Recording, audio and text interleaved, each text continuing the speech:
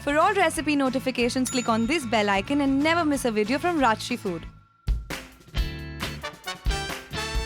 Jalfrezi is actually a combination of a Bengali and a Persian word. Jhal, which means spicy, and parhezi, which means everyday food. On that note, let's make vegetable Jalfrezi. Hey guys, it's Varun Inamdar and welcome to Rajshri Food.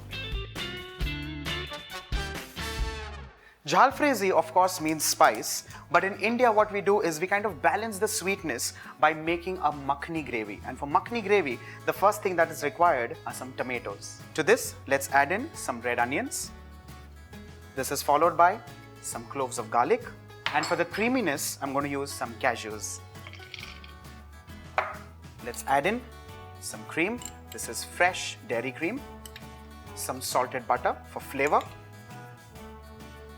And because this is jhal or spicy, I'm going to use in red chilli powder.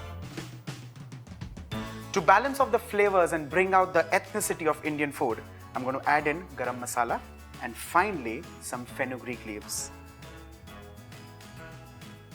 To cook all of this and bring all these flavors together, I'm adding in 2 cups of water. Let's boil this on high flame. If you wish, you can cover this and boil it for 20 minutes.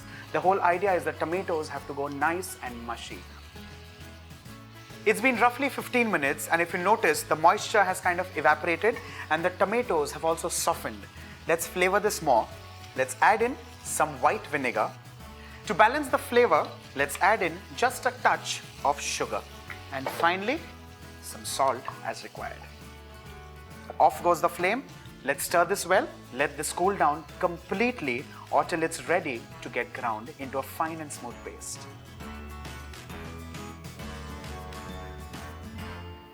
The mixture has relatively cooled down. Let's grind this into a fine paste.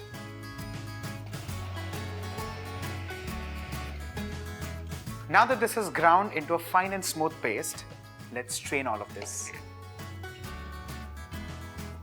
Well, if you actually taste this gravy at this point in time, this is going to taste like a spicier version of a makhani.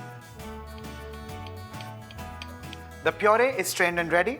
Let's now move on to making the Jalfrezi.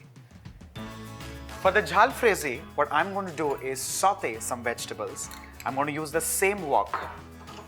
Let's turn that on high flame and add in butter or oil as you wish. Once the butter kind of begins to melt, let's add in some assorted bouquet of vegetables. What I'm using in this case are some carrots, baby corn, French beans, peas, assorted capsicum, and mushrooms. Well, you can use vegetables of your choice. You can use only potatoes, you can use only paneer, but that's your choice. These vegetables are not pre-blanched or not pre-cooked because they like a certain bite while making Jalfrezi. Allow this to cook on high flame till they kind of sauteed and 3/4 cooked.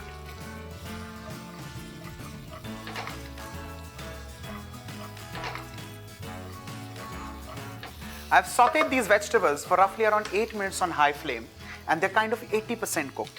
Let's add in some salt, remembering the fact that the butter was salted and the gravy also had some salt. Let's add in 2 large ladles of this tomato gravy.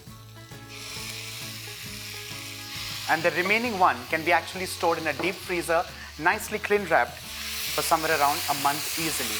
Allow this gravy and the vegetable to kind of cook together or kind of get stir-fried together for roughly around 2 minutes on high flame. And with that, the vegetable Jalfrezi will be done and ready. With this, off goes the flame and let's begin to serve.